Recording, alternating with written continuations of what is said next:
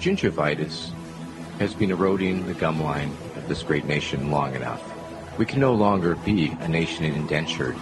Our very salivation is at stake. You let one ant stand up to us, then they all might stand up. And if they ever figure that out, there goes our way of life. Krusty Krab is unfair. Mr. Krabs is in there, standing at the concession, plotting his oppression. We can't just have a march and rally and then go have a beer. Life in this society, being at best an utter bore. There remains the civic-minded, thrill-seeking, responsible females, only to overthrow the government, eliminate the money system, institute complete automation, and destroy the male sex. You picked the wrong femboy to mess with. Go to the Bureau of Free Love. It's not like a Free Love Soviet. The bureaucracy, you got to fill out this paperwork. Well, when do I get the free love? You got to fill this up and you got to come back next Tuesday. You got to interview. It's a bureaucracy. But it's free love in the end. Lucario is a spiritualist, possible Bill-Stan voter. Ness and Lucas are in Japan. Hey, there's politics outside the U.S., you know. There's left-wing movements all over the world, okay? And I just think that's important. Sonic would be an accelerationist, and Jigglypuff, intersectional feminist queen. Oh, sure, let's see. I'm an elk, a mason, a communist. I'm the president of the Gay and Lesbian Alliance for some reason. There's nothing new about poverty. What is new is that we now have the techniques and the resources to get rid of poverty. And the real question is whether we have the will. Okay, welcome to this live edition in the cold studio. But anyway, you are listening to the Three Left Show. I'm your host, Daniel Jonathan Platt. This program covers news, issues, and anything of interest from a radical and revolutionary left perspective for the curious or the committed, promoting a post-capitalist present and future via direct democracy and a commons economy, discussing the means and ends of a multi-tendency left that is of itself and for itself, the meeting point of socialism, anarchism, and ecology. We proudly wave the flags of the three lefts. So, I am continuing in going through stories I've collected over the last 3 years, though I've been pulling more recently for this topic, which is today's topic is food stories, or food politics, whatever. Always focusing on vegan politics, vegan things, vegan rhetoric, and that will be the first hour for the definitely. And the second hour will be more general food politics, but some fun stuff as well, I promise, because food is fun. Not just food politics, but just talking about food issues, farming. I always go ham it up. Not a full vegan myself, but I'm basically, I get there. I'm pretty much there. But I eat very, very little. I buy very little, if I ever do. I'm certainly off of milk, and but not cheese products. So, but I do have some of the meats, the cheese or meat cheese substitutes sometimes. And I did have a plant-based butter that wasn't that bad because it was made with like coconut oil. So anyway, let's just go right into it since I don't have any, personal topics to address or things on my mind. Obviously, there's lots on my mind, but I think a lot more of it is personal. That is for another day. Just want to get through everything in my article bank, and then I can move forward with the show, because I'm excited to do interviews and focus on local issues and talk about things in my own neck of the woods. Because basically, this show, I have a selfish reason for doing this show, folks. It's to get to the bottom of what the strategy really is. There's all these different choices, and there's a lot of policy papers, white papers, a lot of elder leftists that have certain strategies and tactics that they're wedded to or that they feel are best. And I listen to them, and there's others, and don't want to get too confusing about who am I referring to or whatever, but it's not really about who. It's about just that there's this, menagerie of choice. It's overwhelming of how to do politics, especially online where it's also confusing because there's so much that's illusion and fake, and it's hard to know what's real, what's a good tactic. When somebody's posting something about their politics, what's real about it? Anyway, as always, it's what you do. So let's just get on the vegan bandwagon. And always I will start with something that more talks about what the problem is and the problem to solve. The problem to solve is that there is a major cognitive dissonance with people and animals, humanity's place in ecology. So this food episode also doubles as an ecology episode, of course. There's tons of headlines I can just read off from Tree Hugger that I was just looking through. If we just cut beef, we would halve the amount of land that we use for farming. That kind of stuff. I mean, we're just cows. Cow farming, rather. But anyway, the article this is not a political site. It's from Technology Networks, Neuroscience, News, and Research. And it is called Why the Meat Paradox Causes Cognitive Dissonance for Millions of People. So these are scientists of the mind and the brain and a little bit of sociology thrown in there. So this is a recent review. Let's see, a recent review paper has revealed the reasons behind a piece of cognitive dissonance that many of us perform daily, called the meat paradox. At the heart of the paradox is this conflict. Most of us like animals, but will happily eat them when they are housed in cruel conditions. Or rather, will happily eat animals that are housed in cruel conditions. So first, the problem. Well-repeated surveys show that the meat... Let's look over... This isn't written by anyone particular, is it? No, it is. Rory Mackenzie, published November of last year. While repeated surveys show that the majority of us care about animals, reducing the number of animals we eat is not just a target for food animal welfare. It will also help combat the climate crisis and improve our health. But even with all these good reasons for not eating meat, roughly 95% of people chow down nonetheless. The study was published in the Social Psychological Bulletin. So Sarah Galdridge, a doctoral candidate at ROU in Cambridge, that's the UK Cambridge, was the study's first author. Gingrich noticed that while many people she knew rarely shared cute pictures of animals and regarded themselves as animal lovers, they still ate meat. Gingrich's subsequent review of available literature of the topic turned up 73 papers that had attempted to quantify the reasons behind this paradox. The review looked at both the triggers and strategies of the paradox. A trigger is essentially an event that prompts someone who eats meat but cares about animal welfare to recognize the doublethink involved in their position. This isn't, says Gingrich, a very pleasant feeling. The most common triggers were, for example, reminding people of the animal origins of their meat. That can just be very triggering, because people tend to, for example, when they eat meat, forget about the animal's existence, to forget that the meat comes from the animals.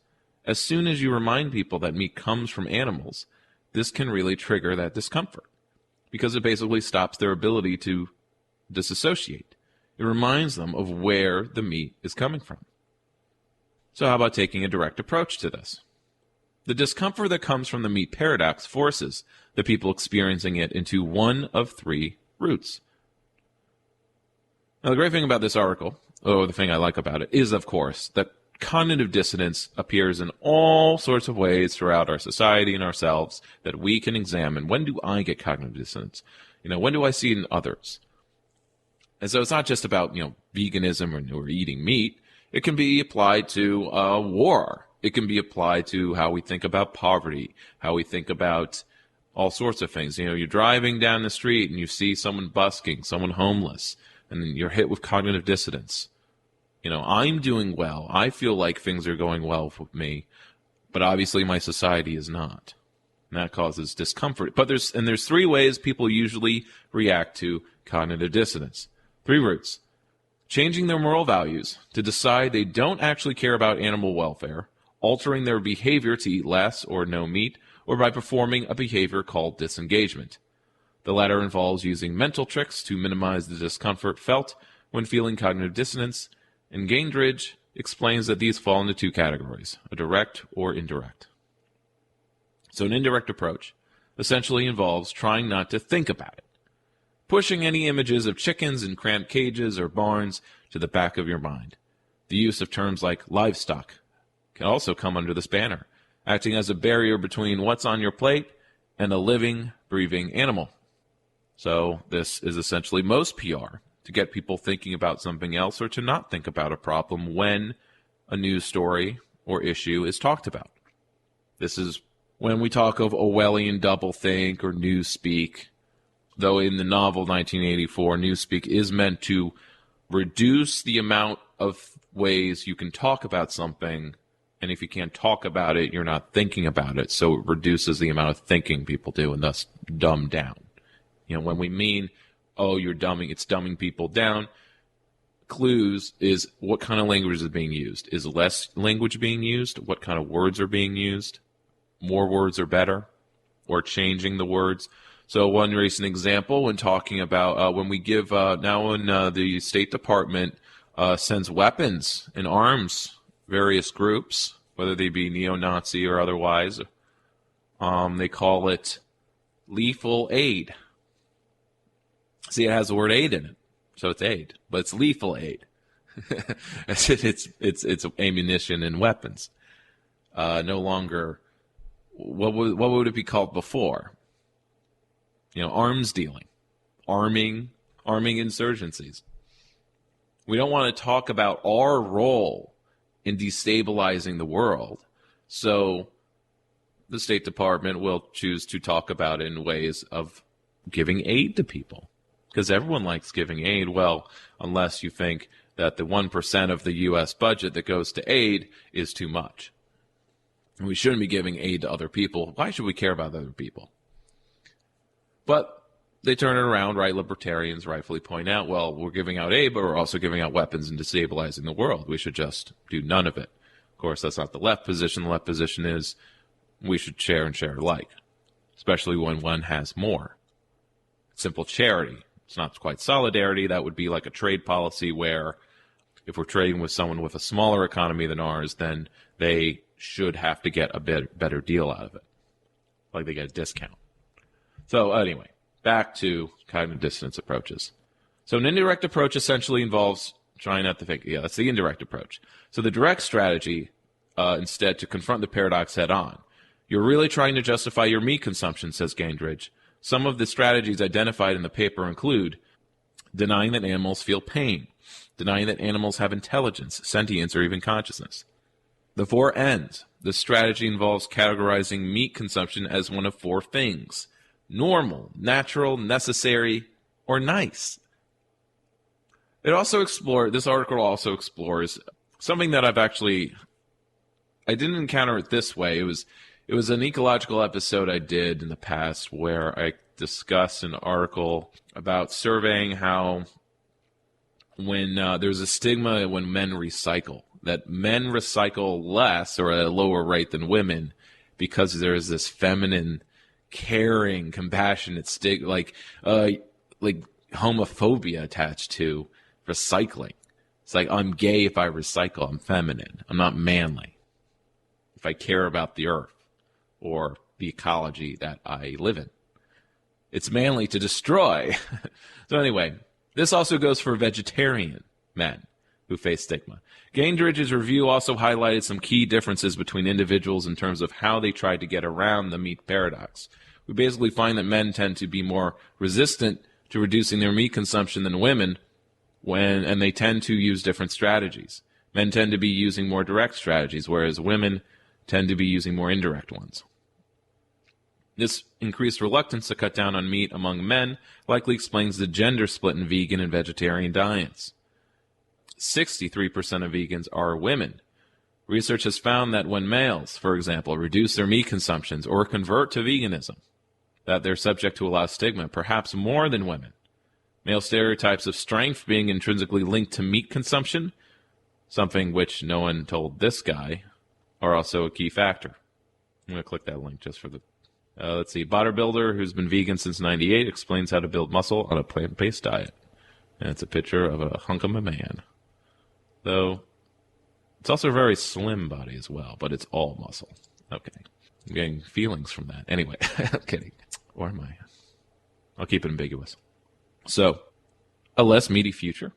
Could Gainridge's findings be used to identify better ways to encourage the consumption of less meat? Or, well, any behavioral change, social change. So while Gainridge says more research is needed to find an exact approach, we need to understand that people perhaps aren't responding in negative ways because they don't care, Gainridge added. Actually, people may be responding in negative ways because they care too much, and this is what's making them feel uncomfortable.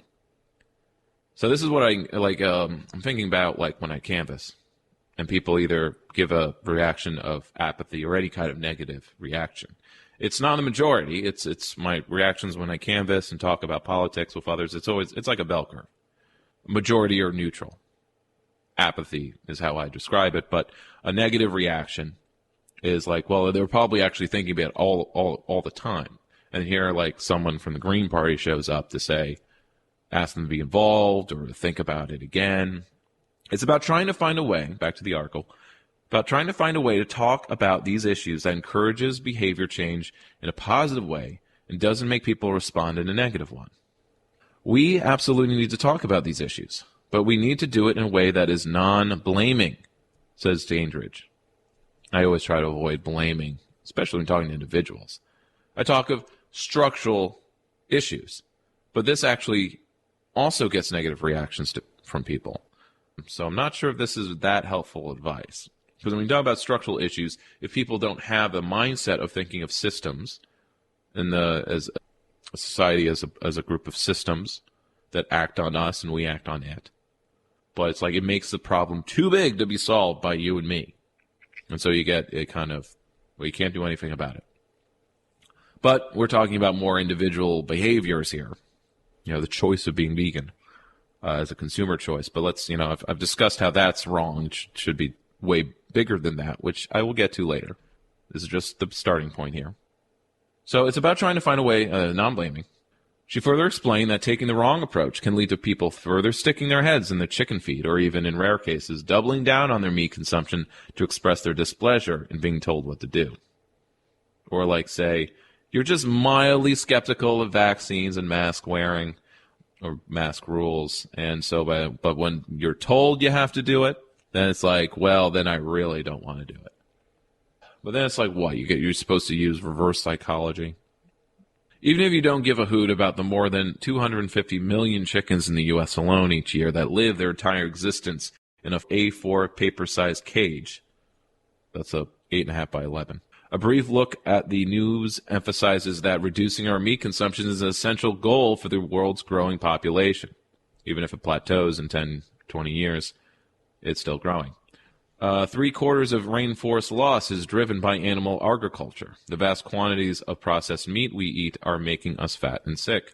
And zoonotic diseases, like COVID, are likely to become more common.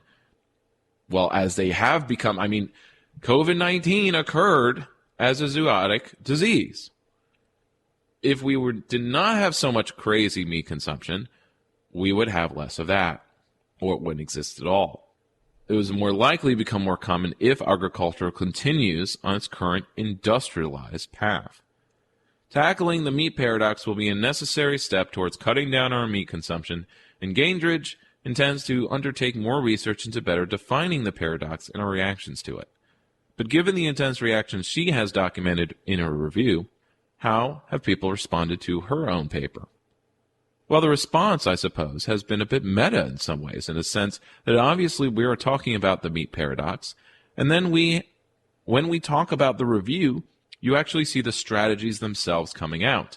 Some people, sadly, just by talking about the paradox, may actually be responding with the various strategies that we're talking about, because the article itself acts as a trigger of cognitive dissonance. And that's how it ends.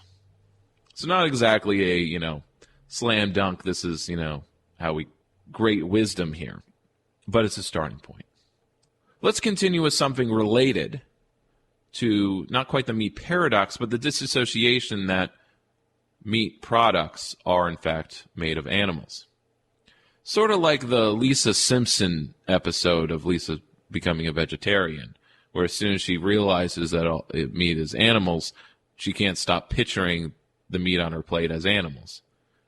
Don't eat us, Lisa. Yeah, I can't do the impression, but you know what I'm talking about, Simpson heads, right? 90s kids.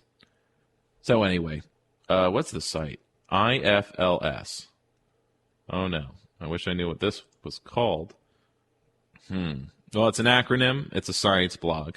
Really, quick story here. Pop science here.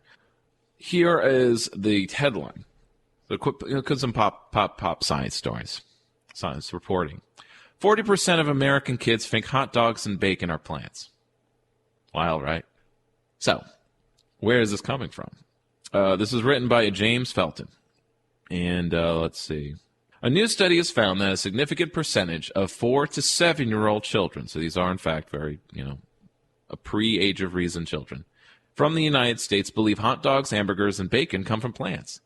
Published in the Journal of Environmental Psychology, a team of psychologists asked children to categorize a range of foods, including cheese, french fries, bacon, popcorn, shrimp, almonds, and egg. Not eggs, just egg. The responses threw up a number of surprises, including that almost half of the 176 kids, believe that french fries came from animals. Cheese was commonly misidentified as plant-based, with 44% incorrectly identifying that. 41% believe bacon to come from a plant. We wish. And 40% said the same of hot dogs. Even chicken nuggets, which famously have chicken in their name, were misidentified as coming from plants about over a third. That's 38% of the time. Popcorn and almonds were also commonly misclassed as animal-based, each by more than 30% of children, the team write in their report. So as well as assessing the children's knowledge of the origins of food, the team looked at what animals and plants the kids believed could and couldn't be eaten. It appears that there's a lot of confusion about what is and isn't edible, with the majority believing that cows, pigs, and chicken are inedible. And the percentages were 77%, 73%, and 65%, all over half of these kids. And where were they from, though? These details are not given, unfortunately. That's the problem with pop science. They're not giving all those little juicy details of, like, where is this? Is this a city? If they were on the farm, they know exactly where. They'd see them slaughtered right in front of them. Very true. These are likely urban kids. But they didn't think they were edible. Sand was considered edible by 1%. 5 times, maybe they ate some sand during recess. 5 times less than the amount who believed cat to be a type of food. The study shows that there are a lot of misconceptions about food at this early age, but the team believes it could be an opportunity. Again, while they're young, whatever. So most children in the U.S. eat animal products, but unlike adults who have built up an arsenal of strategies, we just talked about those, to justify the consumption of animals, children appear to be naive. Well, duh. But the team wrote in their discussion, the current study suggests that children eat meat unknowingly, and perhaps in violation of a bias against animals as a food source. Childhood may therefore represent a unique window of opportunity, during which lifelong plant-based diets can be more easily established compared to later. So it's like a generational shift will be able to occur. That's why some schools are starting meatless Mondays. Why not the whole menu? Why not just meatless meat Fridays or something? But then it becomes like, well, why meat just one day? Why not just cut it all out then? It's like we have to have meat. Why the big question, right? Like, why only one day? Because it's so normal, natural, and necessary to have meat the rest of the menu, the days.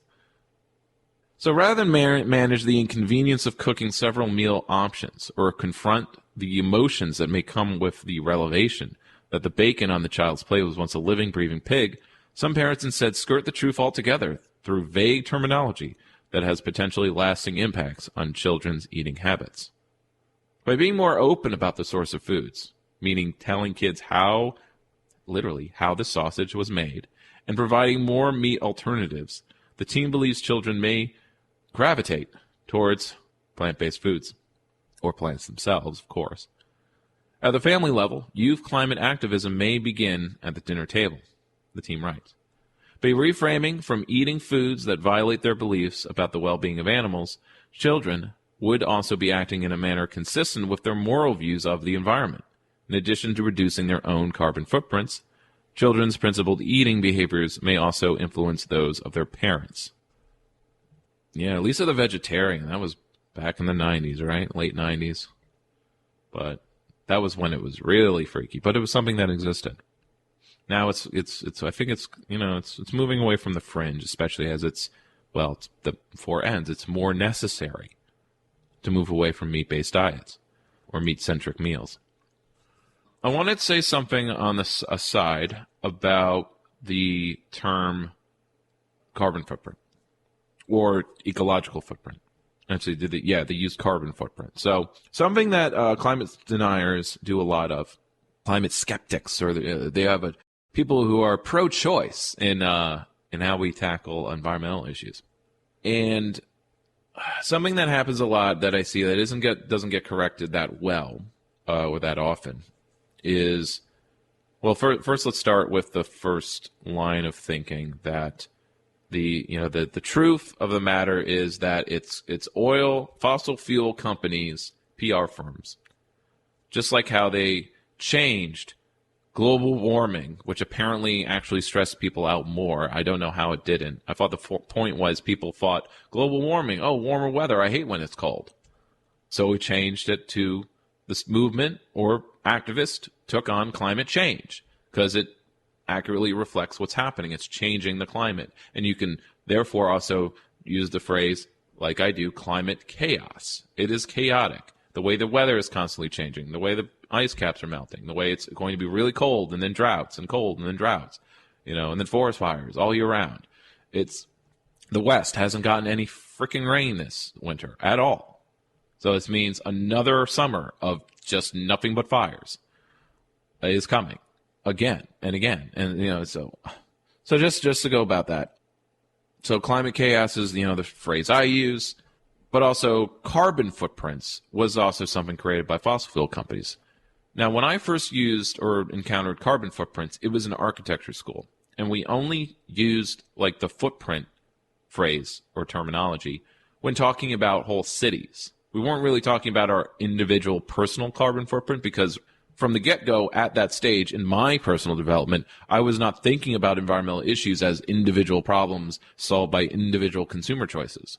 You got to focus on your carbon footprint. Of course, because the footprint of a person is nothing compared to the footprint of a company or an industry or a building. Because we were in architecture school, we're talking about buildings. So when we were talking about footprints, we were talking about the footprint of a building. Because it's not the people who have the footprint, it's what people use, it's what people do that has the footprint. Not only a carbon footprint, just talking about carbon dioxide, but it's not just carbon dioxide. That is a greenhouse gas and that bakes the planet.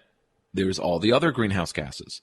That's why I've been talking about fracking, and they say, the carbon footprint is lower when using natural gas, but the methane emissions are higher, and methane is worse for the planet because it's 8 times more dense and thus creates 8 times more warming, speeding up making Earth into Venus. So that, it's worse. Fracking is worse, actually, than coal. And it doesn't help to burn trees using, making it biomass or whatever, unless it's waste. But there's just not enough plant waste to burn to basically, heat and power everything, which was kind of what the point of Planet of the Humans was making, even though it was very inelegant most of the time. Because it also doesn't reduce that carbon footprint as a personal consumer thing that people have to focus on, and not something that's like cities have a carbon footprint, which is based on car culture, right? So it's more of a social issue to be solved with politics, not a consumer issue to be solved with trying to resolve cognitive dissonance. Though, obviously, these levels interact, and their connections are not to be ignored. So I want to address that. Before continuing with, next is kind of an intersection with the student organizing, because it has to do with students. But this is from the site called the Vegan Society. One world, many lives, our choice. That's their tagline. The headline is, Vegan student forced to study unit on farming or fail, wins case against college. Now, so it's not just, what? Is this cancel culture run amok? Is this like students taking over? It's student revolution? Yeah. Let's dig in. So this was from last spring, Monday, April 12th, last year, 2021. An 18-year-old vegan college student has won a case against her college following support from the Vegan Society after she was told she had to take a module on farming or fail the course. But this module was about animal farming. So Fidji Willits from Down End, Bristol, is currently studying for her BTEC National Extended Diploma in Animal Management, which was advertised in the college prospects as being great for people who love animals. Because you can raise animals as part of an ecology, and you're not raising them to slaughter or to use as food sources. You're using them as a source of manure, and all sorts of other things. They also eat the bugs, so they're bug control too. Sheep, there's certainly an argument about maybe it's more kooky to say that it's harmful to shear sheep wool. Obviously, the natural thing is that they shed their wool themselves. But I think the point is that they do that anyway, so why not shear it off at once? It does not actually torture the sheep to shear their wool off. It's the same as getting a haircut. But that's an argument to be made among sheep herders, not something I can weigh on without knowing more. Except that I wrangled some sheep a few times, but nothing more than just helping a sheepdog out. So, however, after enrolling, Fiji discovered she had to take and pass a module on farm husbandry, the branch of agriculture that focuses on raising animals for meat, fiber, milk, eggs, and other products. Though, true vegan style is also to reject fibers, meaning using wool and hair. It includes day-to-day care, selective breeding, and the raising of livestock for the purpose of gaining the best quality meats and most milk and eggs from those animals. Students were also expected to attend working farms to help the farmers, while a visit to a slaughterhouse was also discussed. Discussed or disgusting? Fiji, who has been vegan for 4 years, started suffering with anxiety, and during National Mental Health Week brought up her concerns about the course with her tutor, but was told she would not be given the opportunity to study an alternative module, and that skipping the unit would result in an automatic fail. Alternatively, she was told to leave the college or enroll on another course. Don't like it? Go somewhere else. Now, is this just a case of someone being a snowflake? I would disagree. Because after all, look. If basically it's a college, going to school, is quite a bit more of an investment than going to a restaurant and finding they don't have a vegan option. And maybe it's something more like she should have gone, looked at things beforehand, what all the modules were. I don't know the situation with this. Let's see, put it forward that, she started the program because it was great for people who love animals. Well, obviously, that's under the rubric of having cognitive dissonance. You love animals and you love eating them. Or there's nothing wrong with raising them to be eaten. So anyway. Alternatively, she was told, so unsure whether it would affect her chances of being accepted in a university at the end of the year, Fiji reached out to Jeanette Rowley, vegan rights advocate at the Vegan Society, which is the site. Obviously they're tooting their own horn here. Together they submitted a formal complaint to the college, which responded stating it was unable to remove Unit 19, Farm Livestock Husbandry, from the curriculum or substitute it with another unit. Following this, a similar complaint was issued to the Education and Skills. Now, of course, if it was a matter of, we can't do it yet, but next time, next year, or, now that this concern has been arisen, we'll make an effort to address it by having an alternative unit. But they're not saying that. They're just saying we can't. Can't, won't, can't afford it? What? Come on. Following this, a similar complaint was issued to the Education and Skills Funding Agency, who also disagreed with the discrimination claims.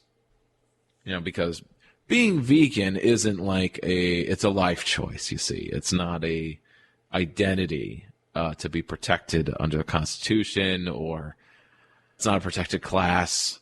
You know, like, But obviously, you shouldn't have to win say, I'm being discriminated against to make the argument that there should be more choice, that the diversity of lifestyle / preference on moral grounds should be accommodated. It's interesting. You can discriminate religiously, and then you have a case like if it was discrimination based on religion, and that is pretty much also culture, lifestyle, and whatever veganism could be. Because I noticed like the other article actually referenced converting to veganism as if it were a religion. I'm not calling it that. No way. Anyway. The case was escalated to the awarding body for noncompliance with equality law, which intervened, and the college has now, 5 months after the start of Fiji's claim, agreed to provide a more suitable module for her, and thus any future vegan coming through. Or vegetarian as well. Fiji said, I could simply break my way of living purely to pass a course. I am vegan because I love animals, and so to go against my beliefs and attend a farm where I would be supporting a farmer would be wrong. Without Jeanette's help, I would have been denied a college education. I just hope I can now be an example to other vegans so they don't have to go through the ordeal I went through. Commenting on the case, Jeanette said, this was not only a really big win for Fiji, but for the vegan movement in general. Vegans in the UK have the protection of human rights and equality law, and it is vital that schools and colleges understand that they are under a statutory duty to examine how their educational policy and practice might have a negative impact on vegan or other types of students. They must do everything they can to remove any observed disadvantages that could be faced by groups like vegans. And this is in the UK. Obviously, a place without the freedom of American Constitution and so on and so on. We don't. Do we have such a thing as equality law? We have to keep passing little things piecemeal. That way you do have to rely on really, vague discrimination kind of cases that go up to the Supreme Court every few weeks. I'm delighted Fiji was able to stay at her college and was able to continue working towards her diploma. In addition to veganism in the UK being protected under human rights and equality law, education providers are under a legal duty to be inclusive and aim for a critical, plural, and objective teaching and learning environment. To create an inclusive environment for vegans in education, there is an urgent need to assess the approach taken in teaching students about non-human animals and the way they are treated. So there you go. From the Vegan Society. I assume, non-profit supporting vegans in the UK. Not the Humane Society. Maybe the Humane Society. I don't know who would be the equivalent in America. But okay, limited time, but obviously I can go over the break. Now, from the Institute for Social Ecology, love social ecology. That's my bag. That's my politics. Social ecology. Now, this is more of an essay, not so much an article. So let's see if I can, I don't want to read too fast because this is a denser one. But it's about, so this is no longer fluffy news, but this is now built up to a hard, bookish essay about animal rights themselves and their ambiguities. The title is Ambiguities of Animal Rights, written by, I'll list it, it's probably at the bottom. I know it is. So, starting now. Throughout Europe and North America, a considerable portion of the contemporary radical scene takes for granted the notion that animal liberation is an integral part of revolutionary politics. Many talented and dedicated activists in anti-capitalist and anti-authoritarian movements have come to political maturity in the context of animal rights campaigns. And in some circles, veganism and animal liberation are considered the apogee of oppositional authenticity. This reminds me of my cousin of mine.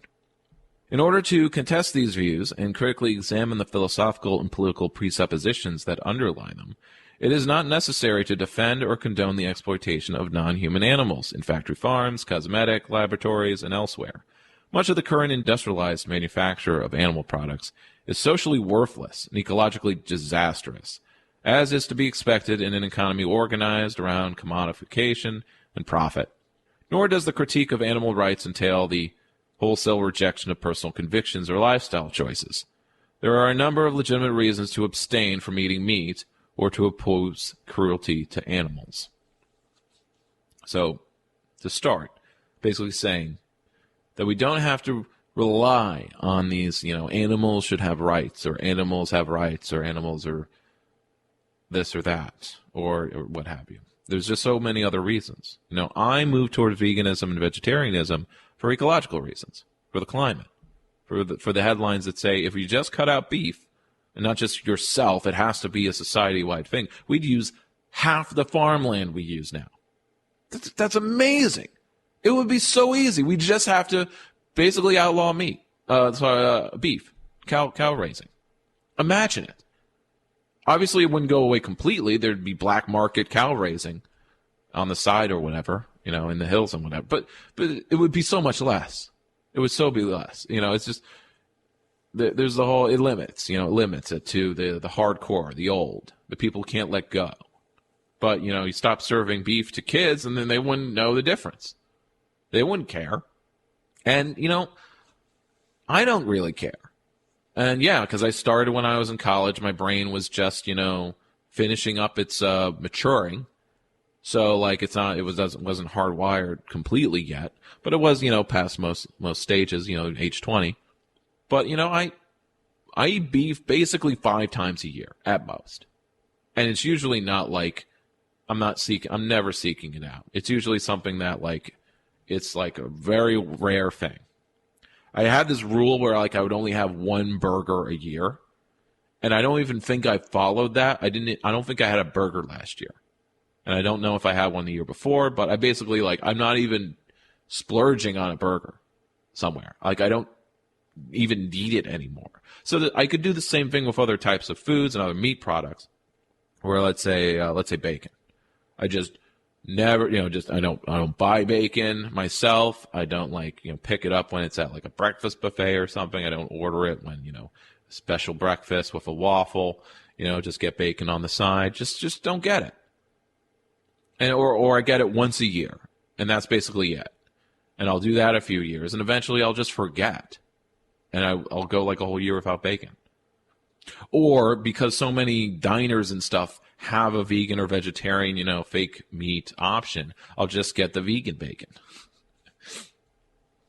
Even though it's not really the same. You want that fattiness to go with whatever bread product you're, But then, of course, I'm just eating too many carbs.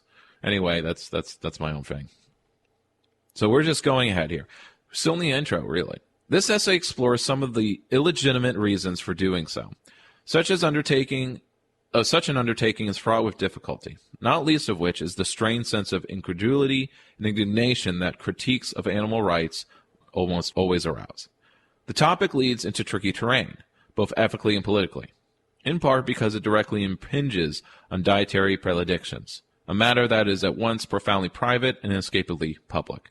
Although animal rights involves much more than vegetarianism or veganism, it does tend to exasperate the seemingly inherent self-righteousness of food politics, where Puritanism is often mistaken for radicalism. So keep in mind, so this essay is actually arguing against animal rights, but it replaces a different rubric that is, I believe, better. It's basically taking things in an ecological approach. It's not just about assigning rights to certain things and people piecemeal. It's about looking at the totality of existence and actually basing a political framework on that. It is no less essential to face such misgivings squarely. In the hope of provoking a more thoughtful debate on the merits of animal rights, I view animal rights thinking as a separate kind of moral mistake and a symptom of a political confusion. Much like its ideological cousin, pacifism, the political and moral theory of animal rights offers simple but false answers to important ethical questions. At the risk of collapsing competing versions of animal rights theory into one monolithic category, I would like to consider several of these questions from a social, ecological perspective in order to show why much of that ideology of animal rights is both anti-humanist and anti-ecological, and why its reasoning is frequently at odds with the project of creating such a free world. So this essay could also double, to other types of conversations. Let's say instead of animal rights, we're talking about trans rights or gender theory, and how people on the left, and I've discussed in left-wing culture war episodes, the competing issues of like women's rights, women's gender-based rights is complete political confusion, to use the phrase from this paragraph. But they say saying trans rights is political confusion and a moral mistake. Maybe there's some other type of framework that we could use to get beyond these things. But let's not compare apples and bacon. Continuing on to the next paragraph. As an attempt to extend traditional ethical frameworks to non-human nature, animal rights is simultaneously much too ambitious and much too timid.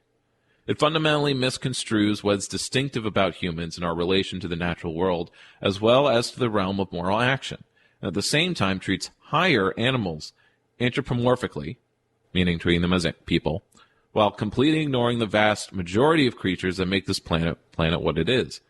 But the problem of animal rights thinking goes deeper still. The very project of simply extending existing moral systems, rather than radically transforming them, is flawed. I think I've discussed this in other types of, in a similar way, probably from a similar social ecology site where, one of social ecology's main pillars of its worldview is that man's relationship to nature and the domination, hierarchical relationship underpins all other types of human oppression. Many animal rights theorists readily acknowledge that mainstream Western traditions of ethical thought are unsatisfactory, but they focus their criticisms on traditional morality's supposed human-centeredness, also known as anthropocentrism. This is unconvincing. The primary problem with the mainstream Western tradition is not that it promotes anthrocentric ethics, human-centered, but that it promotes bourgeois ethics, that of owners, capitalists. Turn it around. It's not enough to just be vegan. Got to be anti-capitalist, at least, or more than just anti-corporate. So the basic categories of academic moral philosophy are steeped in capitalist values, from the notion of interests to the notion of contract. The standard analysis of moral standing, from capitalist courts, it replicates exchange relations and the individualist conception of moral agents. It obscures the social context that produce and sustain agency or hinder it. Yet these categories are the same ones that animal rights theorists ask us to apply to those creatures, some of them anyway, that have typically been neglected by moral philosophy. In this way, animal liberation doctrine perpetuates and reinforces the liberal assumptions that are hegemonic within contemporary capitalist culture, under the guise of contesting it. Indeed, one of the chief reasons for the popularity of animal rights within radical circles is that it appears to offer an extreme affront to the status quo, while actually recuperating from its foundation, which is something you see in a lot of different politics, a lot of different political spaces, which usually leads to dementrius politics or reformism of some various kinds. Relying on a dubious analogy to institutionalized forms of social domination and hierarchy, animal rights advocates argue that drawing an ethically significant distinction between human beings and non-human animals is a form of speciesism, a mere prejudice that illegitimately privileges members of one's own species over members of another. According to this theory, animals that display a certain level of relative physiological and psychological complexity, usually vertebrates, that is, fish, amphibians, reptiles, birds, and mammals, have the same basic moral status as humans. The central nervous system is, at the bottom, what confers moral considerability. In some versions of the theory, only creatures with the capacity to experience pain have any moral status whatsoever. These animals are often designated as sentient. Thus, on the animal rights view, to draw a line between human beings and other sentient creatures is arbitrary and unwarranted, in the same way that classical racism and sexism unjustly deemed women and people of color to be undeserving of a moral equality. The next logical step in expanding the circle of ethical concern is to overcome speciesism and grant equal consideration of interests to sentient beings. That's the platform, that's the position. Seems great, right? And for the most part, it's a good start. That's kind of the point. Like, you start here because that's like kind of where it clicks with how like capitalist philosophy works. Like it's liberal. It's in keeping with liberal values. It's about expanding them, right? Not transforming. But as radical or revolutionary politics goes, you want to transform. You don't want to just build on what is pretty rotten, because it's a foundation that created the situation in the first place by drawing these distinctions of rights and whatever. As that one paragraph pointed out, it uses all this language of the marketplace. So these arguments are selective but spurious. The central analogy to the civil rights movement and women's is trivializing and ahistorical. Both of those social movements were initiated and driven by members of the dispossessed and excluded groups themselves, not by benevolent men and white people acting on their behalf. Both movements were built precisely around the idea of reclaiming and reasserting a shared humanity in the face of a society that had derived them or denied it. No civil rights activist or feminist ever argued, we're sentient beings too. No, they argued, we're fully human too. Animal liberation doctrine, far from exceeding this humanist impulse, kind of undermines that. Moreover, the animal rights stance forgets a crucial fact about ethical action. There is indeed a critically important distinction. Okay, I'll stop with that paragraph. I'll reread that. So we're coming on to the end of the first hour. You've been listening to the Three Left Show. I'm your voice, talking voice, Dan Platt, attached to a head, and covering vegan issues at the moment. I will continue this on the other side of the break. All right. Welcome back to the Three Left Show. That was changes by a Mod Wheel Moon. Back to the essay. I've been sitting on this one a while, actually, because I was kind of like puzzling on like how to use this, what to do with it, because it's such a dense one. Anything that kind of actually like kind of explains like the deeper like disagreement between radicals. So back to where I left off about explaining that animal rights is kind of based on a foundation of bourgeois values, so on. But this is not just poo-pooing, all animal rights activism. This isn't about undermining it. It's actually about kind of strengthening it by moving away from the values that create the capitalist system that exploits animals and humans and everybody and everything. Okay, so let's see. Moreover, an animal rights stance forgets a crucial fact about ethical action. There is indeed a critical and important distinction between moral agents, meaning beings who can engage in ethical deliberation, entertain alternative moral choices, and act according to their best judgment, and all other morally considerable beings. Moral agents are uniquely capable of formulating, articulating, and defending a conception of their own interest. No other morally considerable beings are capable of this. In order for their interest to be taken into account in ethical deliberation, these interests must be imputed and interpreted by some moral agent. As far as we know, mentally competent adult human beings are the only ones that can do that, or the only moral agents. So this is also kind of a crash course in ethical philosophy of ethics. So this decisive distinction is fundamental to ethics itself. To act ethically means, among other things, to respect the principle that persuasion and consent are preferable to coercion and manipulation. This principle cannot be directly applied to human interactions with animals. Animals cannot be persuaded and cannot give consent. In order to accord proper consideration to an animal's well-being, moral agents must make some determination of what their animal's interests are.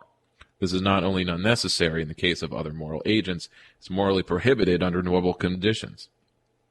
So to grasp the significance of this difference, consider the following. I live with several people and a number of cats, toward whom I have various ethical responsibilities. If I am convinced that one of my human housemates needs to take some kind of medicine, it is not acceptable for me to force feed it to her, assuming she isn't deranged. Instead, I can try to persuade her, through rational deliberation, ethical argument, and that it would be best if she took the medicine. But if I think that one of the cats needs to take some kind of medicine, I may as well have no choice but to force feed it to him or trick him into eating it. In other words, Taking the interests of animals seriously and treating them as morally considerable beings requires a different sort of ethical action from the sort that is typically appropriate with other people. The failure to account for this salient feature of moral conduct is one reason why so many proponents of animal rights are actually also hostile to humanist values. But an equally serious failing of animal rights thinking is its obliviousness to ecological values, because it's using capitalist values to make arguments for animal rights or animal welfare, not ecological values or socialist values or revolutionary radical values. How you argue for things matters. Recall that on the animal rights view, it is only individual creatures endowed with sentience that deserve moral consideration. So trees, plants, lakes, rivers, forests, ecosystems, and even most creatures that zoologists classify as animals have no interests, well-being, or worth of their own, except in so much as they promote the interests of sentient beings. Animal rights advocates have simply traded in speciesism for phyllomism. Having a bias against for your own phylum of creature, vertebrates. But this is, of course, this is not like what animal rights advocates do. They're not arguing against the rights, but they're actually saying that, oh, trees also need rights then. And then you get more and more. It's like, it's a slippery slope, though I wish there, let's see, what's a different phrase than slippery slope? Fallacy. That's the fallacy that, like, things will get more ridiculous. But it's like, if you have to, if we want to protect trees, we have to argue for trees' rights. Or the rights of Gaia or the earth itself. Now, certain constitutions are giving rights to the environment, which is kind of how it's being done. But these are still constitutions that are not so much revolutionary, they're reformist. Why is this wrong? Why is it wrong to just say we're giving human rights to everything else? Because that's the only way we can protect them. But the point is that human rights, as they're used in our jurisprudence, are limiting. The fact that we have to keep applying it to all these things that aren't humans, despite the actual ethical differences that exist, the actual, just as conservatives say, oh, there actually are differences between men and women, so this whole equal rights for women thing is actually really, really ridiculous and makes no sense. It makes it open to that kind of ridicule, but it's not about just open to ridicule from the dumb or the confused, but it's also like, well, you actually want to argue in a way that really you can't get around. You can't just cognitive dissonance your way out of, or to get around the cognitive dissonance. That isn't about blaming, to say it's wrong. It's against people's rights. That's just my musing about it. Why would we care about this essay? To focus on the interests of singular animals, and a small minority of sentient ones at that, and to posit a general duty not to harm these interests or cause suffering is to miss this ecological dimension entirely. Conflicting interests are part of what accounts for the magnificent variety and complexity of the natural world. The notion of granting equal consideration to all such interests is incoherent in evolutionary as well as ecological terms. This would remain the case even in a completely vegetarian society populated solely by organic subsistence farmers. Food cultivation of any sort means the systemic deprivation of habitat and subsistence of some animals and requires the continuous frustration of their interests. Extending the individual rights paradigm to sentient animals simply obscures fundamental facets of terrestrial existence. Animal rights thus degrades, rather than develops, the humanist impulse embodied in liberatory social movements, and its basic philosophical thrust is directly contrary to the project of elaborating an ecological ethics. So this kind of development, this argument here, is also kind of getting the heart of why, maybe those with new age cultural values actually make terrible leftists or organizers or political actors, because they're using a basis of values and views and how they do things that's totally individualist and capitalist, and actually aligns with the status quo, or why you can pound your head for animal rights and not pass a single law, or you pass some laws based on these moral considerations, but it's not structural. So its basic philosophical thrust is directly contrary to the project of elaborating an ecological ethics. So as a moral theory, it leaves much to be desired. But what of its political affiliations and its practical implication? So here as well, skepticism is in order. All factions in the animal rights camp appear to have a profound faith in the revolutionary potential of purchasing decisions and consumer choice. If enough people stop buying meat, factory farms will go out of business. This commitment to consumer politics is a classically voluntarist approach to social change, which further highlights animal liberation's debt to liberalism. It also reveals an elementary misunderstanding of the structure of capitalist economies, even within the narrow confines of ethical shopping. However, an animal rights perspective frequently confuses relevant issues.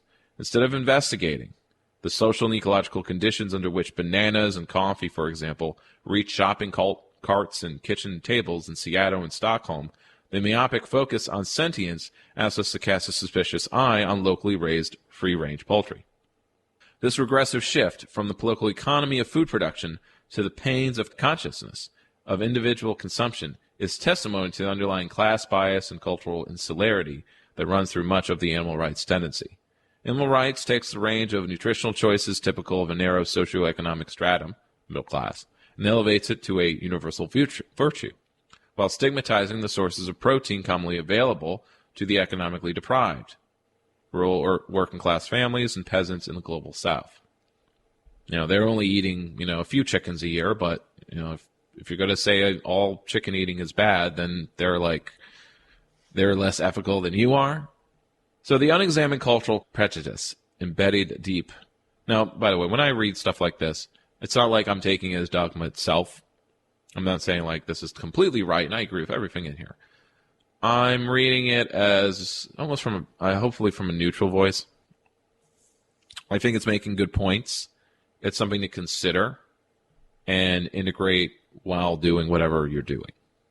Because it's more exploring the conflicts that exist in this issues.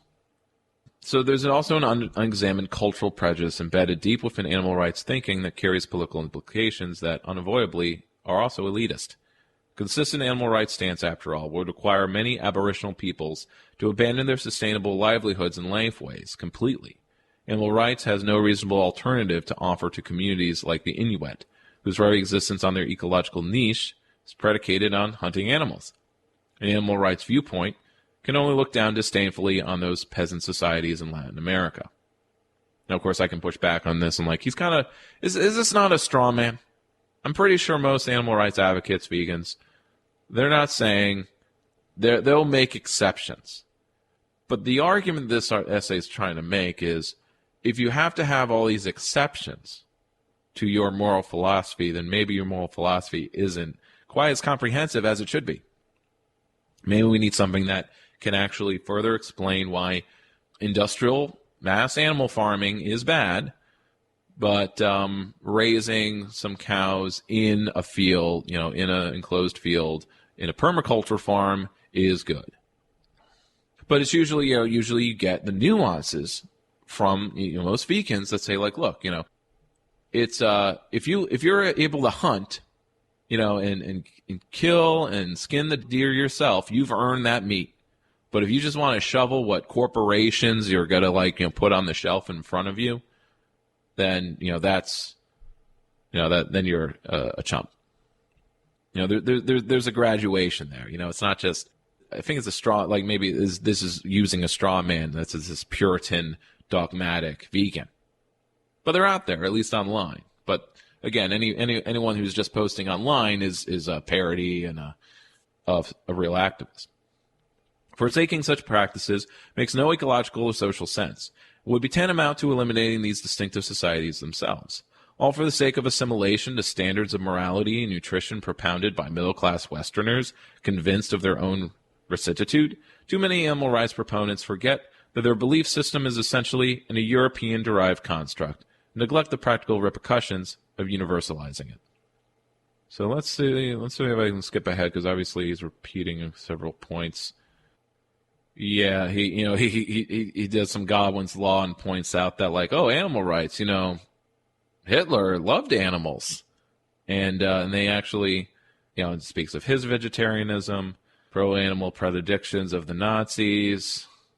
Contemporary animal liberation activists would certainly do well to acquaint themselves with this ominous record of past and present collusion by animal advocates with fascists.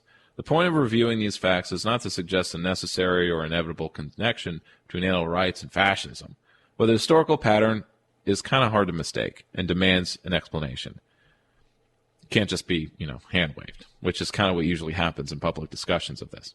What helps to account for this consistent intersection of apparently contrary worldviews is a common preoccupation with purity, the presumption that true virtue requires repudiating obsessively unclean practices such as meat eating furnishes much of the heartfelt vehemence behind animal rights discourse.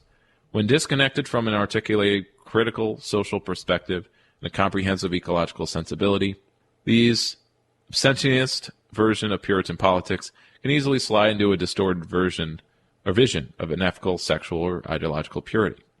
So that was a lot of word salad. To basically just say, dogmatism bad.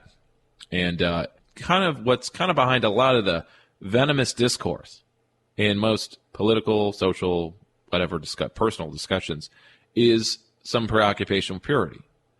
Like, to me, there's a purity in abstaining, like in the same way that vegans, might get Puritan when abstaining from animal products and meat eating. I think there's maybe a post-leftist or anarchist purity about not organizing, or not organizing with some authority. If it's an anarchist, no authority, right? No gods, no masters, but no authority whatsoever. No committee, no elected official, no elected body, no representation. You get real pure about it, and it makes it impossible to organize. I'm going to do that in another show, but I read an article that basically was like a follow-up on something I reviewed in a previous show, a place called the Marxist Center, which has basically devolved and ended. It was just a 5-year project, which was like the beginning of trying to create those Marxist organizations in every city that I talked about in the last episode to create revolution. And they were working on that. But what they found was you had all these other groups that were mutual aid, doing mutual aid work or whatever, and the end of it was they didn't want advice from this other bigger group that was like that started the project. They're like, don't tell us what to do. We don't actually want to be, wait, hold on. You actually want to be organized? This is too heavy for us. We just want to be a confederation where we're members, but we're not really members. I'll have to go into it another time.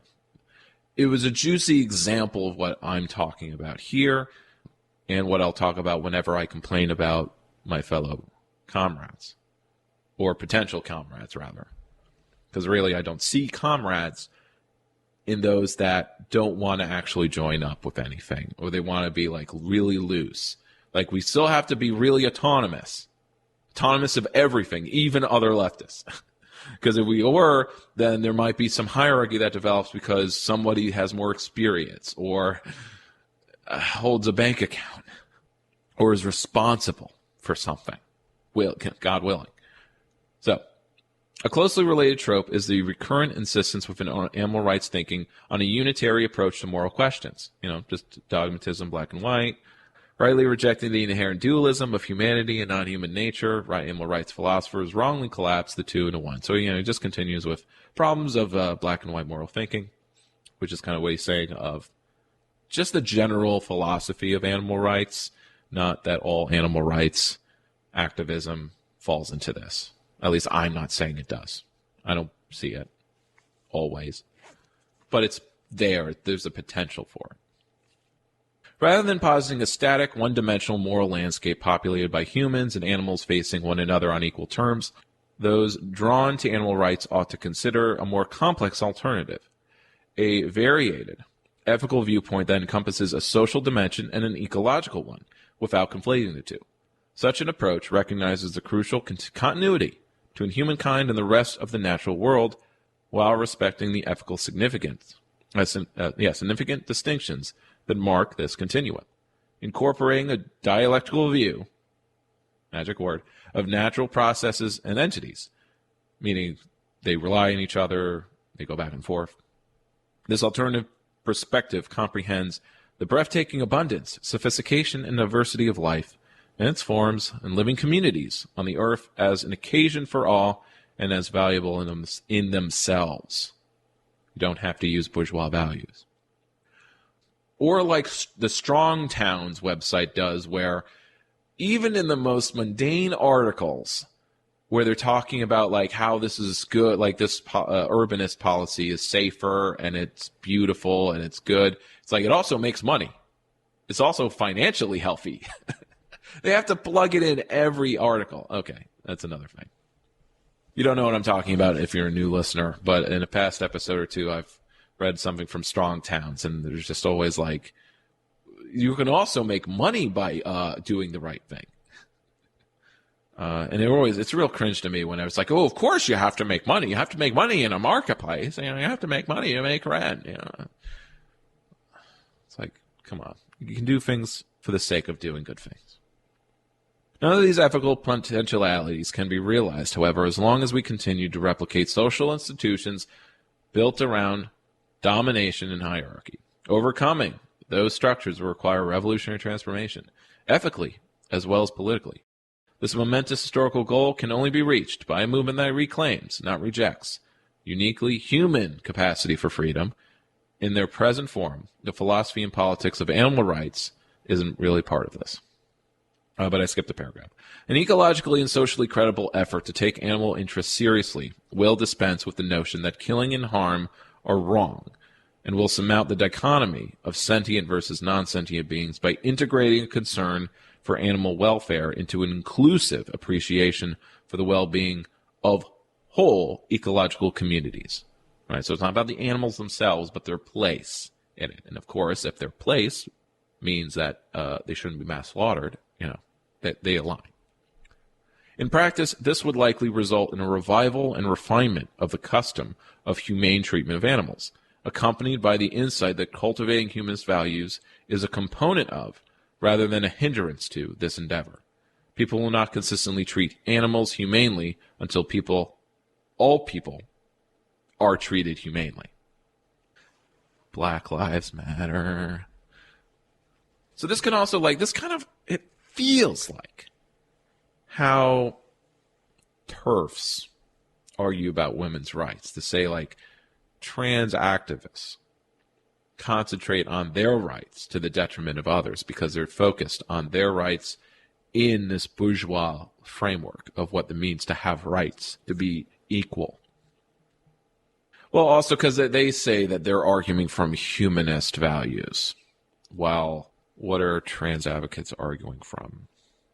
See, where my confusion comes in is where, I think they're both arguing from the same place. How do you come to such opposite conclusions? Basically, it comes down to what I've read is one side says the other is doing it wrong. They're doing humanism wrong. And how are they doing it wrong? Oh, they're using bourgeois values and not humanist values. But got another paradox for you. Humanist values, also kind of Western developed. I don't know if you can get around that. So you have to break with it. And that's usually why people adopt Eastern philosophies, though. I don't know how revolutionary can you go with Taoism. I know that Buddhism usually doesn't. I'm with a revolutionary Buddhist. I don't think they're not usually synonymous with revolutionaries. They're usually reactionaries. So I have a few more. I have an article from the post-leftists at CrimeThink about how the farmers of India basically beat the government, basically through mass protest, and basically shutting down the Capitol. They surrounded the Capitol.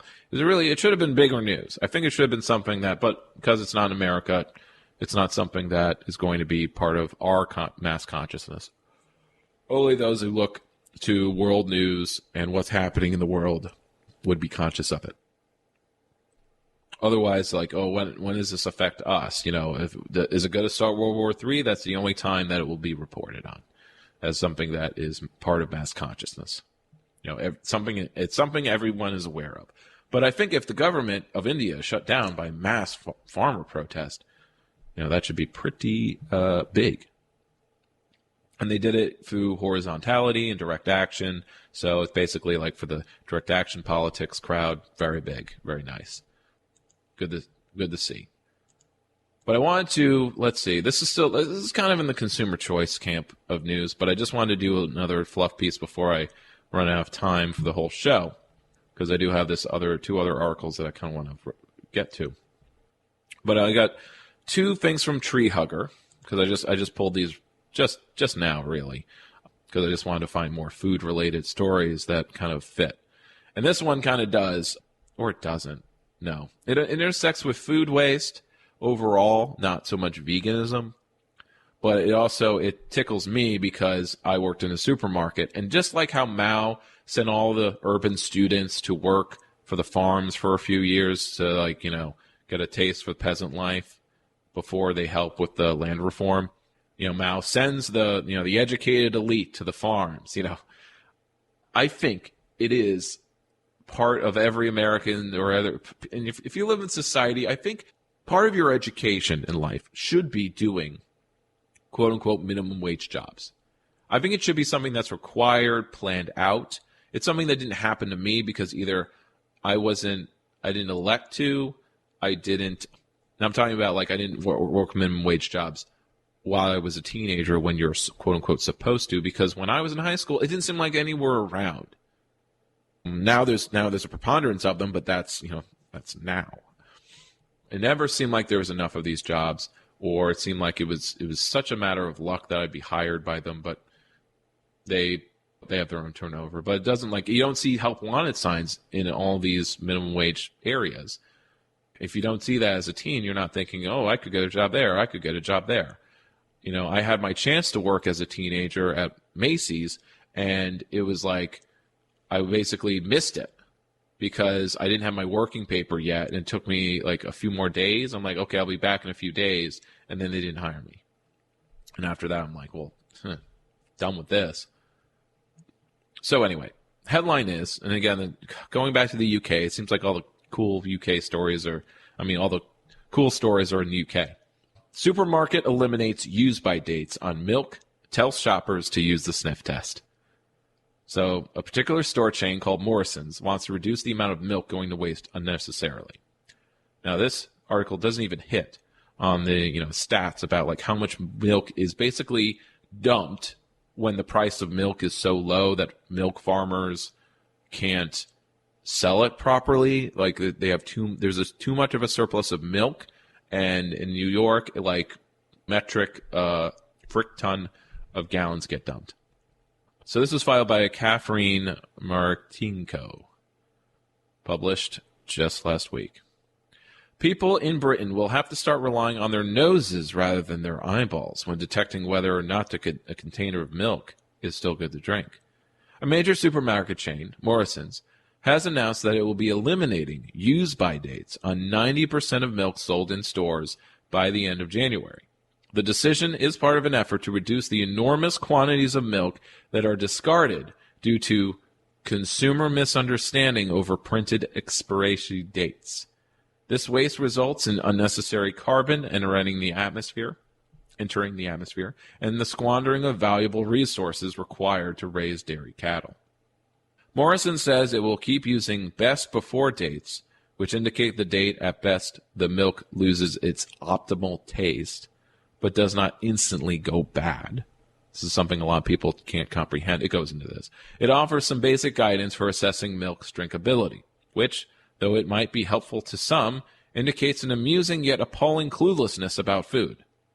So it's not just the little kids that are clueless about food. Now, of course, they're clueless about what food is. But, of course, if you, again, like with the cognitive dissonance story, if you ask people about their food and where it comes from, all kinds of funny things happen.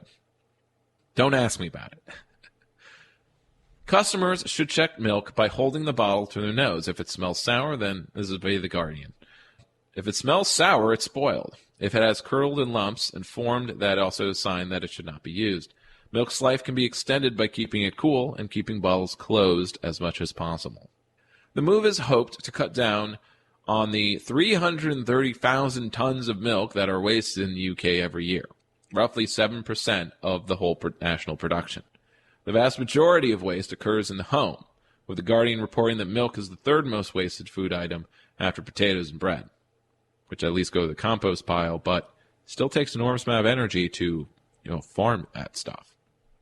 Numbers are high elsewhere, too. Denise Philippe, senior advisor to the National Zero Waste Council and Metro Vancouver, told Tree Hugger that in Canada, 1 million cups of milk are wasted daily, and dairy and eggs make up 7% of the most prominent wasted foods by weight. Although the Canadian Food Inspection Agency has made some progress on decoding food expiry dates for shoppers, the problem has not been solved. You can't just rely on consumer choice. The Consumer Foods Forum has also recommended global simplification of food expiry dates, but nothing, maybe this is a UK writing thing, call it expiry dates, but expiration dates, but I'm going to keep saying expiry. Expiry. But nothing has been set in stone or is binding. Most labels are voluntary and arbitrary. So that's one thing to take. So that's one thing to know. Use by dates or best by dates are arbitrary and they're voluntary. They're not something that's mandated or put on by the company or whatever. It's something that's actually put on by the stores. So except for foods that expire in less than 90 days, although even then, as Philippe explains, it is up to businesses to determine which food has less than 90 days shelf life. The range of interpretation of this is significant. Best before dates can be applied at the point of processing and manufacturing, but also at the point of assembly. There is little guidance on how to determine what the actual date is, nor what expertise is required to determine that date. This means that best before dates are too often applied inconsistently. So she goes on to say that these date labels are one of the leading causes of food loss and waste. While CFIA, through its food label modernization, this is again back to the Canada food labeling, Canada's agency, has made changes such as standardizing date formats. For example, reducing confusion of whether the label 1/2 refers to January 2nd or February 1st. But this is the problem in the bilingual country of Canada, because you see this is only confusing if you go between English and French. Because in France and other non-Anglo languages, dates are day first, then month, not month then day. There is still a lack of public understanding that best before refers to peak freshness and does not reference any health or safety concern. So this goes back to my experience in grocery stores. Because I think grocery store is the kind of worker, Maoist version of like going back to the farm today that we could force everyone to do. Like 6 months you work in a grocery store, because a grocery store is a kind of service / shop / place of work and labor that everyone actually goes to or uses, unless you are super rich and you just have other people do your shopping for you. But that's what I'm referring to. I was a home shopper. I was shopping for those who didn't shop for themselves, and they would have confused demands about expiration dates. They would ask you to read the expiration date, or you can only, we had a general rule where you had to, or it was a rule for certain customers that would be put on the order, that you had to get food, anything that would expire, like usually dairy stuff, it had to be a week out from the expiration date. And even if it was just 5 days away, they would say, I can't eat that. It'll go bad before I eat it. And I would say, or I wasn't allowed to say, ma'am, it's just a recommendation. It will not be spoiled 5 days from now.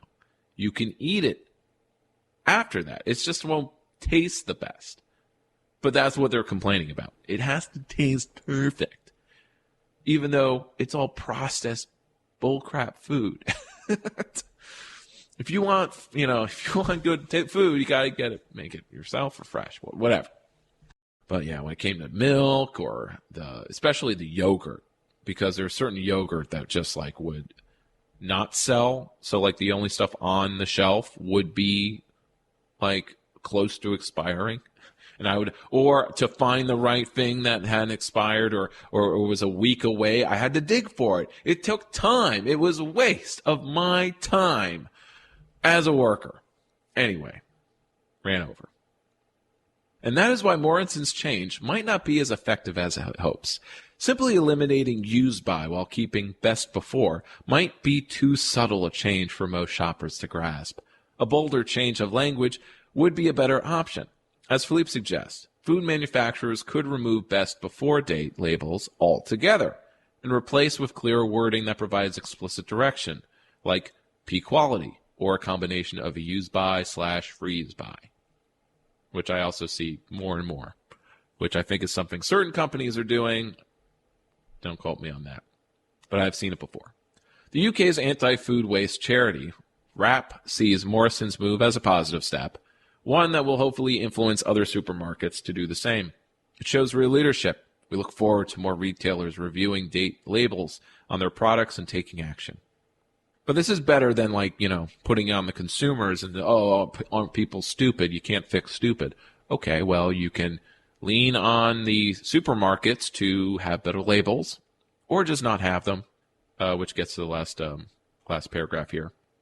WRAP CEO Marcus Grover tells The Guardian, people need not wait around for supermarkets or food manufacturers to take action, however. They can also just use their own senses to assess whether or not they like to eat or drink something. If something looks and smells fine, it probably is, especially if it's going to be cooked thoroughly. This takes practice, of course, but considering that most of us eat 3 times a day, there's a lot of opportunity for that. So that's the fun story. Next story is more theory almost, but it's actually an expansion on in one of the articles about autonomous movements that for radical change. The Campaseros were mentioned, and I hadn't ever explained or mentioned them in previous episodes, so let's do that. Just by chance, Tree Hugger has a new article. From the summer of last year, written by an Autumn Spain, titled Food Sovereignty, Definition, Principles, and Importance. So this is just discussing the concept of food sovereignty. It was coined in 1996 by the La Via Campesera, a transnational movement of small-scale farmers, peasants, and agricultural workers, and indigenous groups that specifically defined it as the right of peoples to healthy and culturally appropriate food produced through ecologically sound and sustainable methods, and the right to define their own food and agricultural system. Notice animals and animal rights aren't mentioned in that, because that might include animals. So, La Viva Campesera emerged during the early 90s in opposition to the increasingly industrialized model of agriculture that created exploitation, displacement, and deep inequities in the food system. Since the term food sovereignty was coined, it has gained prominence worldwide as a decentralized movement acting in solidarity with other social justice movements to support self-determination and human rights, in this case by seeking a more just, sustainable, and democratic food system. A lot of key buzzwords there, right? But let's define a food system, because they include that there. Definition, food system. What is a food system? Food system involves a comprehensive range of actors and activities that contribute to the production, processing, distribution, consumption, and disposal of food products. So here's the history of food sovereignty. Concept of it is rooted in much older food traditions as well as historical struggles for autonomy and self-determination. For millennia, indigenous people, subsistence and peasant farmers, herders, fishers, so on, managed their own sustainable food systems. Colonialization often dismantled these gathering and production practices and replaced them with methods that devalued land, local cultural knowledge about how to find, grow, and distribute food in a sustainable manner. The accelerating industrialization of food systems worldwide in the 20th century further disrupted traditional practice, particularly since the Green Revolution that employed biotech and chemical inputs like synthetic fertilizers that are made of oil and pesticides, also petroleum-based, to vastly increase crop productivity. So it feeds everybody. but at great cost, and a lot of it is wasted thanks to capitalism anyway. Also doesn't get to everyone. So it also concentrated land ownership and controlled food production in the hands of large corporations that controlled these technologies. Despite promises that these new practices and techs would solve world hunger, global food insecurity has actually grown significantly in recent decades. The use of minimally regulated or unregulated synthetic and toxic agricultural fertilizer and pesticides that cause air, water, and other soil pollution raise additional concerns about the environment and health impacts of industrial food production. So, too, did the proliferation of unhealthy processed foods that were enabled by the ramp-up of commodity production since, boy, this is tree hugger, but they're using a lot of, like, Marxist kind of, like, leftist terms here, like, commodity production, since the Green Revolution. Over time, additional concerns arose about the growing, by the way, Green Revolution, very much a corporate buzzword. It's not really used by, it's just used generally to refer to this sea change to industrial farming, like in the rest of the world beyond America. The creation of the WTO provided another rallying point for the nascent food sovereignty movement. Critics of the WTO accused it of pushing trade policies that sought to concentrate agriculture where labor and production costs were lowest, like Mexico, and expanded monoculture crops. So hopefully if you have some knowledge on these issues, you'll know all of this already. Let's discuss the principles of food sovereignty. In 2007, many of the grassroots groups that were part of the Compaceras and other networks gathered in Mali for an international forum on food sovereignty. It was named for the Malian goddess of fertility. The Nyalehe Forum established the following 6 principles. Focus on food for people. People, not corporations, should be at the center of food, fishery policies. All people have the right to sufficient, healthy, and culturally appropriate foods, including the hungry and other marginalized. An example of this principle can be seen in the proliferation of urban farms and gardens, especially in communities considered food deserts, where free and low-cost fruit and vegetables are made available, but certainly not enough. Values food providers. Value and protect the rights of those who cultivate, grow, harvest, and process foods, including migrants. Food sovereignty rejects policies that undervalue workers and threatens their livelihoods and health. Localized food systems.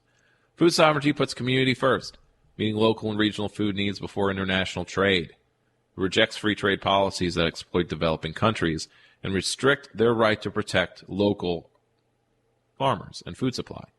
It advocates consumer protections that shield people from poor quality, unhealthy, or unsafe food, using inappropriate food aid and GMOs. Though it seems to use GMO blanketly, but yes, inappropriate use of GMOs is corporate use. The tension between local food needs and international trade can be clearly seen today in Africa, where a new green revolution is occurring. Though agricultural reforms in tech, it aims to improve food security by massively increasing food production with the use of GMOs, fertilizers, pesticides, and other industrial methods. In practice, it has often had unintended consequences for small farmers and rural communities, creating debt, land grabbing by foreign agribusiness interests, displacement, and chemical contamination of soil and water supplies. So put it in the context of America, maybe put it in to refer to things that people are generally conscious of. All these Mexican immigrants over the last 30 years, or even 40 years, has been due to the Green Revolution in Mexico and Latin America that displaced all of these small farmers and their way of doing things. By industrializing, it made all of them landless and broke, and they had to go somewhere to survive. That's why they went north. And that's why it came in it comes in waves. But for the most part, it occurred.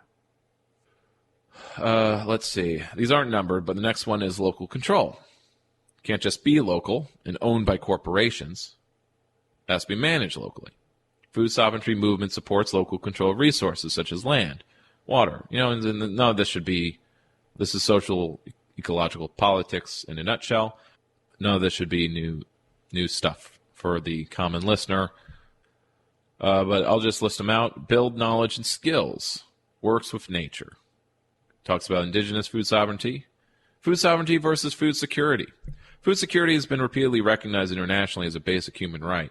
The Rome Declaration on World Food Security states that food security at an individual, household, national, regional, and global level, if achieved, when all people at all times have physical and economic access to sufficient, it's very bureaucratic language, but, precise.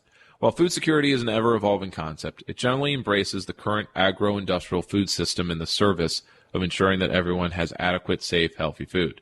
The term food sovereignty was, in part, a reaction to the way food security had been defined.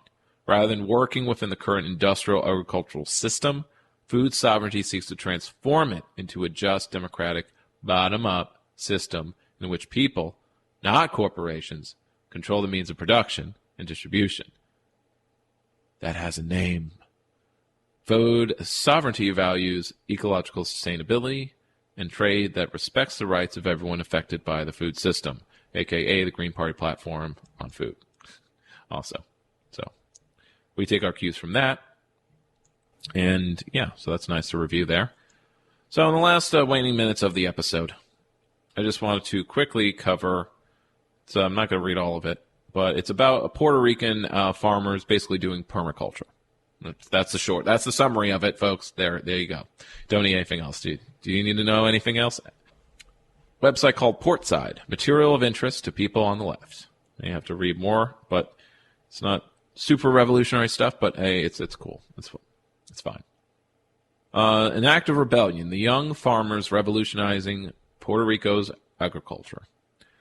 Did you know that Puerto Rico imports 85% of its food? It had once a thriving agricultural hub thanks to a tropical climate, rich biodiversity, and sustainable farming traditions. These farms are part of an agroecology movement that seeks food sovereignty. Oh, isn't that great that I covered food sovereignty first? Now that when I reference it, you know what I'm talking about. So what does food sovereignty look like in practice, right? Well, it includes doing this thing called agroecology, which I believe can also be called permaculture. They're kind of the same thing. I wouldn't say there's much of a difference. If there is one, it's just a matter of, different words. They're synonyms. So, referring to Puerto Rico again, less than 2% of the workforce is employed in agriculture, and tens of thousands of acres of arable land sit idle. Meanwhile, 85% of the food eaten in Puerto Rico is imported. Grocery prices are among the highest in the U.S., and last year 2 in 5 people experienced food insecurity. Unemployment is brutal. Prices are brutal. Migration from the island is brutal, says Denise Santos, who runs Puerto Rico's food bank. Puerto Rico, a mountainous Caribbean archipelago, is also one of the places in the world most affected by extreme weather, such as droughts and the more recent 2017 Hurricane Maria. In the face of so many challenges, a new wave of interest in food and farming among younger Puerto Ricans is flourishing. It's part of a wider movement demanding, political change.